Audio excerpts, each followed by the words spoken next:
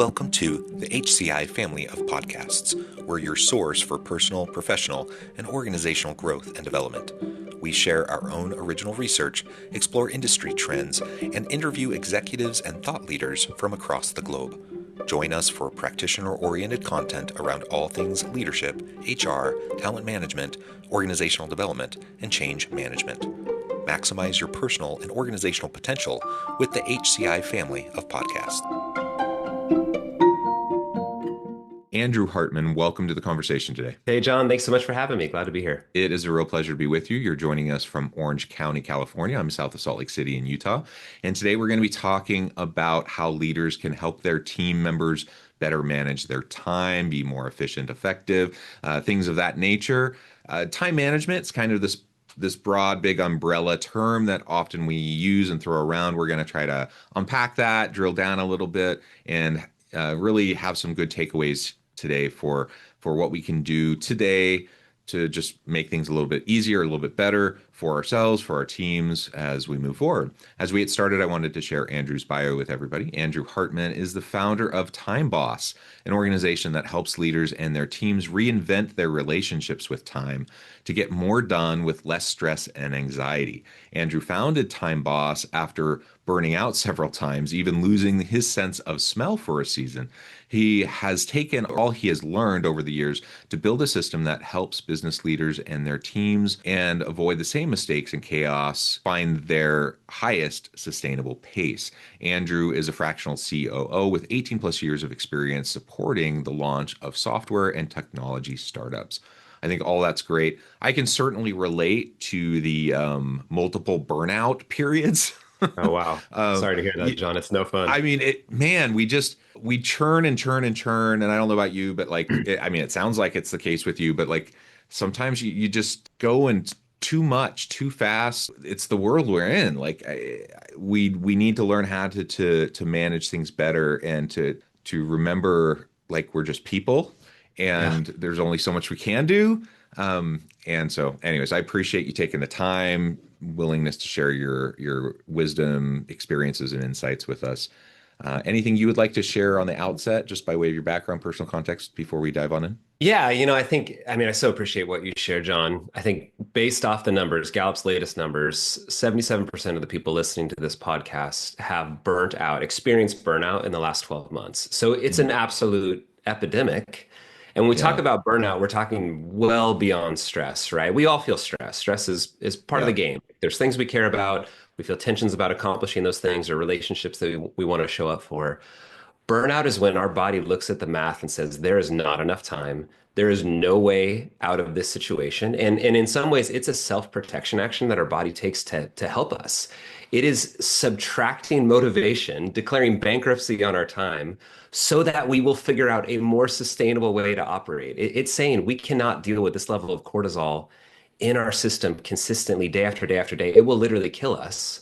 And so our body's just trying to protect us. It's not dissimilar. I love the joke, John, that if you and I just held our breath for the next 2 minutes, our body would make us pass out so that it could start breathing again, essentially saying like, hey, dummy, if you can't operate this thing in the way it's supposed to be operated, I'm going to take over. And that's exactly what burnout is.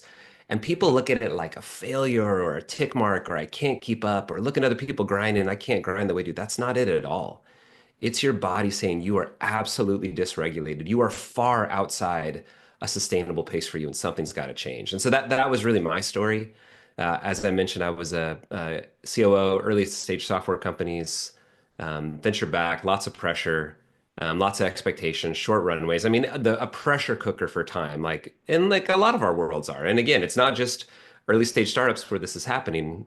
Gallup's research says 77% of us are feeling this way, but more to do than time to do it. Wanted to be successful. Wanted to contribute. Wanted to participate at a level that I was really proud of, and I burnt myself out in the process. And it was a fascinating experience, John, because I was looking at it and thinking like, golly, like this is so expensive for everybody. This is expensive for my company because they are losing the results that I would deliver because of that burnout. This is expensive for my family. I was the sole provider for my family, so this is a massive risk for them. It was taxing on my health. It was taxing on my relationships. It was good for nobody. And it wasn't just me, it was people underneath me as well, because often we're just operating on our habits related to time, and often the senior leaders defining those habits. And I was defining those habits for our team. And so for me, I just came to the point where I said, I have got to figure out a way to deliver results and subtract that overwhelm, subtract that distress and anxiety that seems so prevalent. And you said it on the front end, John, we all just feel it. We all kind of had just assumed it's the tax on the results we're going to get. It just has to be there. It's just the way it is. And what I discovered in trying to solve this for myself and ultimately solving it is that it's absolutely not required. There is another way. We just have to be shown there's another way. Yeah. Well, and you mentioned the pressure cooker. There's just so many different levels and layers of expectation on us, right? Right. You mentioned the work pressures, and oftentimes that's what we attribute to burnout. All the work pressures, and you have, your COO, and you have all these work pressures. But, many of us have families, Yep. and so we have. You want to be a good husband, you want to be a good Yes. father, and so you recognize and you have those pressures and the work family work life balance issues that you can't be everything to everyone all at once. And so there's just all of that, Yep. and sometimes you just gotta something's gotta give, right? Yep. Absolutely right. You just have to recognize that you truly can't burn the candle at both ends always, Yep. constantly. Something will give, and literally, like you said, it's a protection mechanism. Your body will give out, Yeah. and when you look around and you're like, why can everyone else do it? Why can everyone else churn endlessly? And why can't I? And then you feel like a failure. Well, first of all, it's not true. Not Not true. everyone can't do it. It may seem that way sometimes, but other people are burning out too. We just might be on a different time frame, or people might be abusing substances to try to, you know, allow them to maintain for a while. But eventually, everyone will it'll catch up with them. So it's Yeah. just not true. Like you can't look around and just assume everyone else can do it and you can't.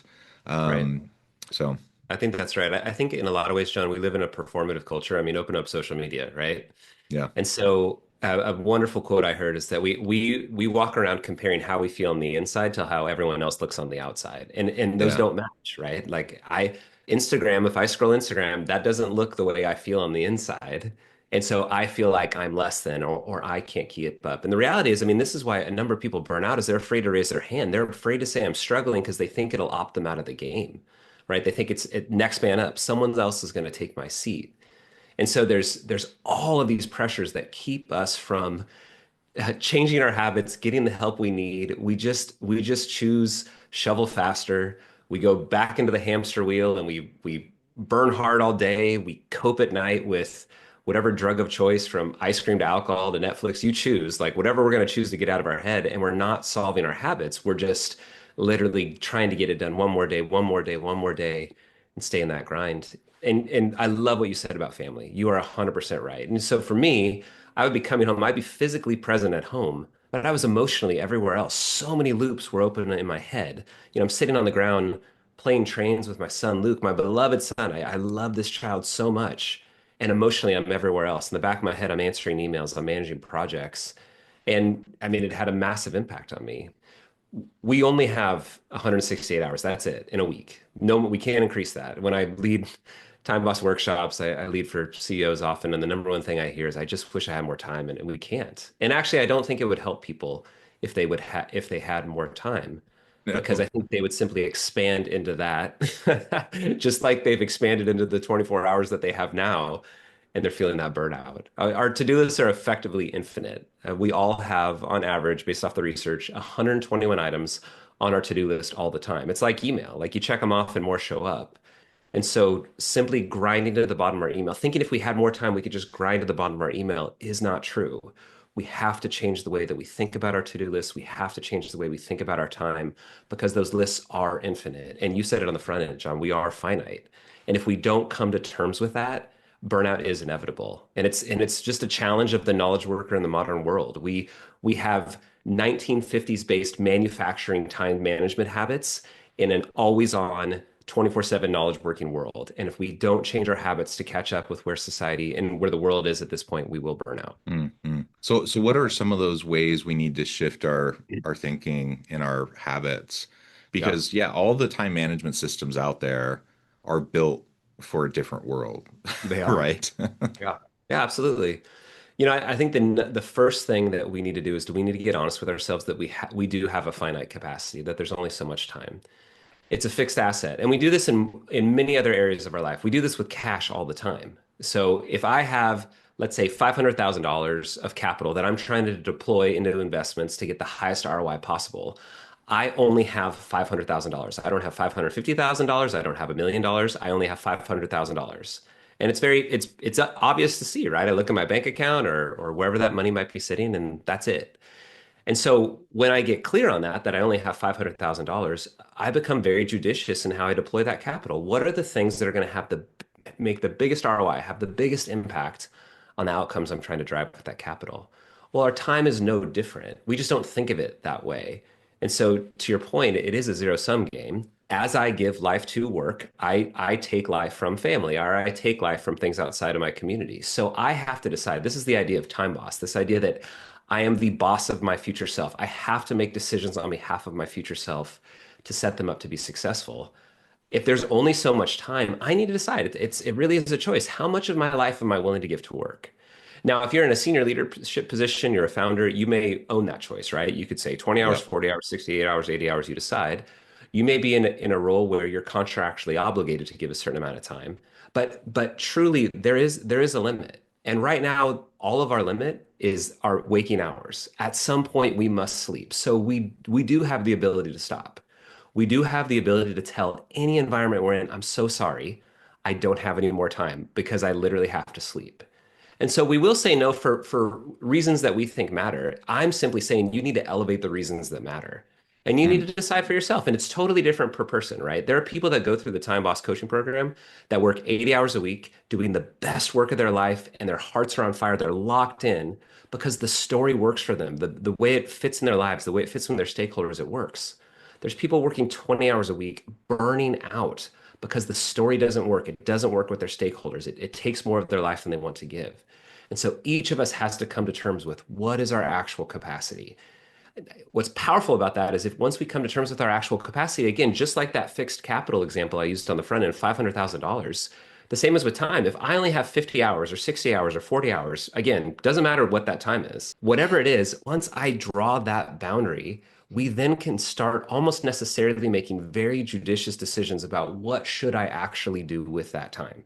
What are the results I'm trying to drive? What are those outcomes, those KPIs, those rocks, EOS, whatever you're working on that is going to move the needle? And how do I ensure that those are the items that are getting to my calendar, not all the fluff and noise that often just crowds our schedule and overwhelms us because we feel like we just have to say yes. We've conditioned ourselves that if someone asks us for it, we have to say yes. We got to show up. We got to be a good teammate. We got to deliver. And it's just not the case. Yeah. Well, so prioritizing, I think has always been an important part of time management, good Right. time management. And it is hard. Like I think especially for people with certain personalities, the yes mentality, that's hard to overcome. Yeah. That I have to admit, that's one of the things that I struggle with. I like to be the person to help people. I like to kind of come in and be the fixer and the person that people can look to as and I have to admit, like, there's an ego piece to it, right? Like Of course. I like to be the hero. I like to be the person to come in and help and fix things, and I like to be the person people look to, and all of that. And so some of it is like genuinely I like to help, and some of it's just like I have to admit, like, if I'm truly honest with myself, there's an ego piece to it, right? Absolutely. And so I have to be ready and willing to acknowledge that. And if I can't acknowledge that, I don't know if there's any way I'm going to get to the point where I can start to say no and start to set it aside. Right. Um, Yeah. I've gotten better over the years at saying no more, prioritizing better, focusing on the things that matter the most, setting aside the things that don't matter as much, and really getting rid of the fluff stuff, like you said. And I think especially like you said, in this day and age of knowledge work, man, we can suck up our whole day Yeah. doing stuff that doesn't matter And not get to the so bottom of the list. Yeah. so easily, so Yep. easily.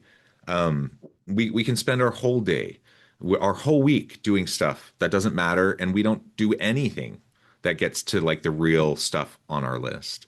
Right. And so the yes mentality is in some cases, as admirable as it may be, it's not always as admirable as it may seem, and it really can be very, very detrimental. I don't know, Right. thoughts on how do you coach people around Yeah. that? Yeah, and I so appreciate what you said, John. And I was that person. I burnt out for the very same reason. I just wanted to be helpful. I wanted to deliver. It wasn't sinister. I mean, sometimes maybe I wanted to be thought of nicely, but I don't hear that from you either. We care about people. We want to be a good leader. There's all these attaboys that we've received our whole lives for saying yes and showing up. A couple thoughts. One is again, it's zero sum. There's only so much time. And so I think you decide, like you can budget your life, right? Maybe you say, I'm gonna give 20% of my day to being helpful. And I'm gonna literally budget that into my day. I'm gonna visibly represent that on my calendar so I don't overbook myself, allowing me to say yes to people if things come up. I think that's certainly a reasonable way to approach it. The other is what you shared of the results you actually want. I think every individual, every team has to get really clear of what they actually want and then be honest with themselves in their calendar, mapping their calendar, aligning their calendar to those goals, to those values to actually make it happen. The power, the one of the things we teach in Time Boss is this weekly planning habit. And really what we're creating is a sober moment to deal with all the trade-offs and say, what is it that I should actually focus on? What you described, John, I feel this tension too. What most people do is they real time decide their priorities in that moment when they're feeling all of these conflicting trade-offs and pressures. And what we often seek in that moment is the thing that's going to give us dopamine the quickest, and that's often just saying yes, right? Or it's going back to our email and answering some email because it makes us feel like we're checking boxes. And so I don't actually think we can always trust our present self to make the best decisions. I think we Mhm. need that sober moment to truly understand our priorities. And it's not easy. The reason why people don't deal with priorities is exactly what you said. It's trade-offs. Everything on my to-do list either has a relationship or a result attached to it that I really care about. And a relationship that I care how I show up or a result that I really want. And so I actually have a very emotional relationship with that to-do list. And so as I start prioritizing, as I see that one item sinking down the list, I feel it in the pit of my stomach of like, ugh, like how are we going to deal with that item?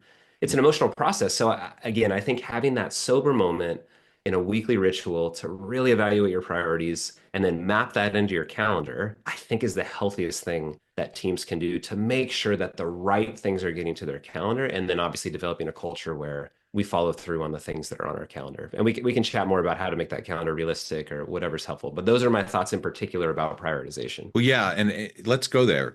Making the calendar realistic, because I think that's Yeah. also something that people really, really struggle with. Yeah. I know it's something I've struggled with in the past. Yeah, for sure. So there's really three items that runs our world. There's only three items, and I think it's really profound if people can wrap their head around this.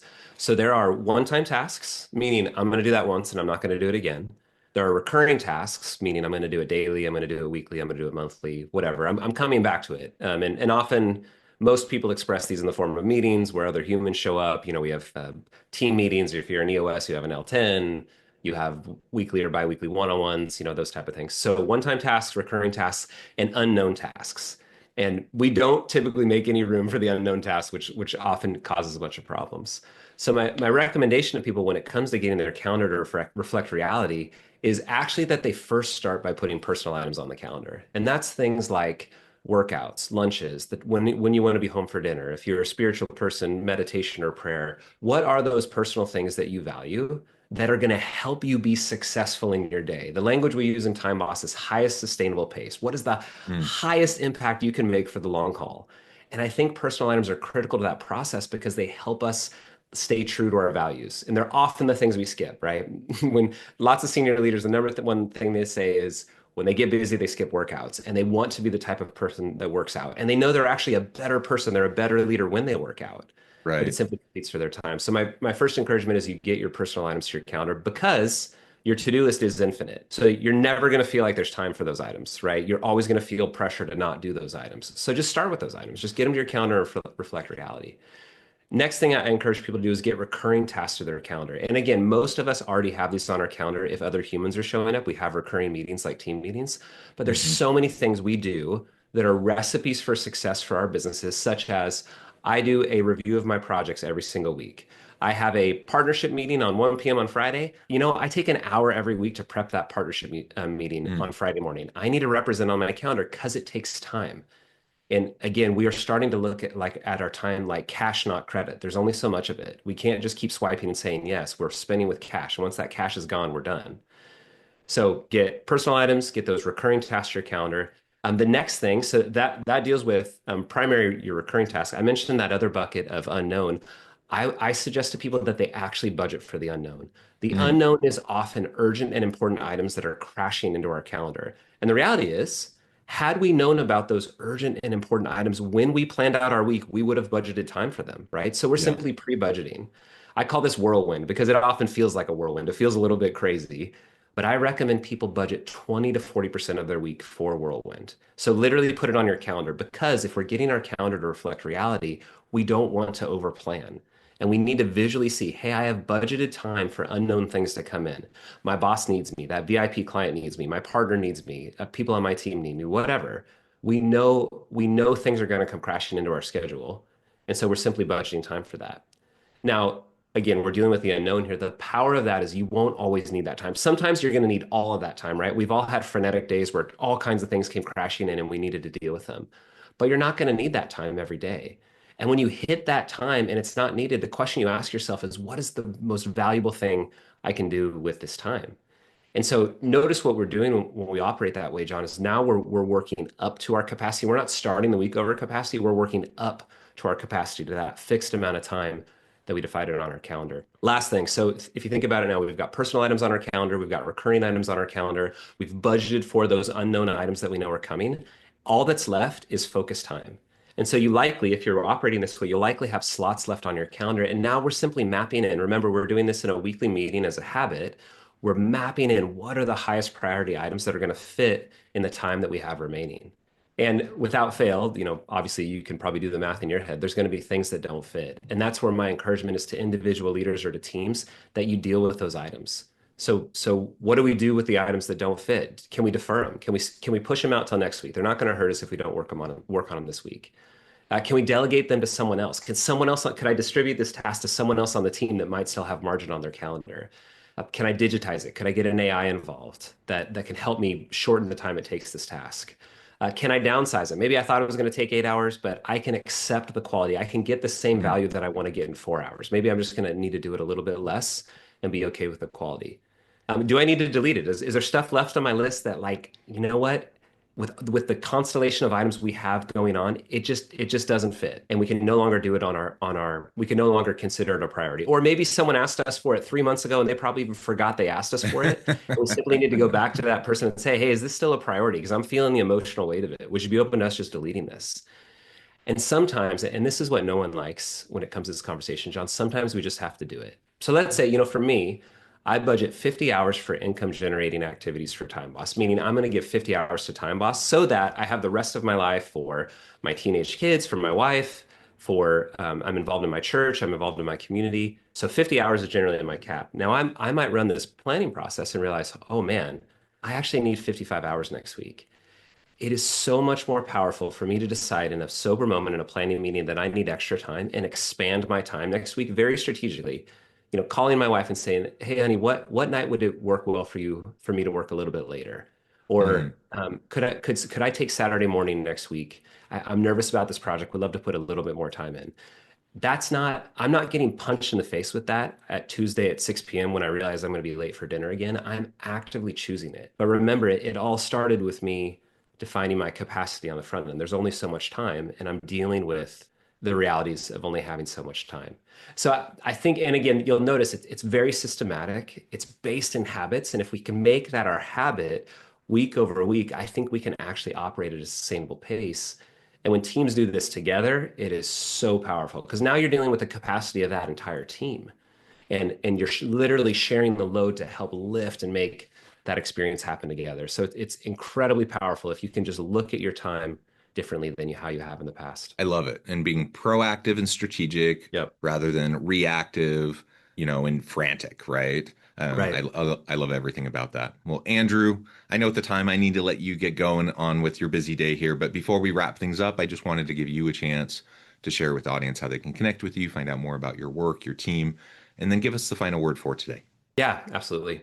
So, best thing is LinkedIn. LinkedIn's a great place to connect. We post regularly and have a lot of great content there, a lot of helpful tips that I think would be helpful for you and your team. If you're interested in the model I just described, we do have a 90-minute masterclass where we go start to finish on that model. I am a huge believer that information is free. The reality is, once you learn this model, there's going to be friction in the transition. It's hard to change our habits in anything. And so if you like the model, if you can deal with that friction, lead that friction with your team, go for it. If you need help with implementation, that's where our team gets involved. We can help you very systematically work through that friction in just 6 to 8 weeks. The word for the day, the last encouragement I would give you is that each of us is going to get the life that we choose, or we're going to get the life that we tolerate. And most of us are living and just tolerating the day, saying yes, swiping that credit card, and just getting whatever comes to us. The reality is, the life that we choose is waiting for us. We just have to change our habits related to time, and you can absolutely do it. You can absolutely do it. I love it. Andrew, thank you so much. It's been a pleasure. I encourage the audience to reach out, get connected, find out more about what Andrew can do for you. And as always, I hope everyone can stay healthy and safe, that you can find meaning and purpose at work each and every day. And I hope you all have a great week.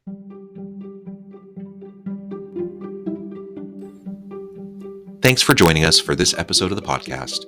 We hope you stay healthy and safe, and please join us again soon.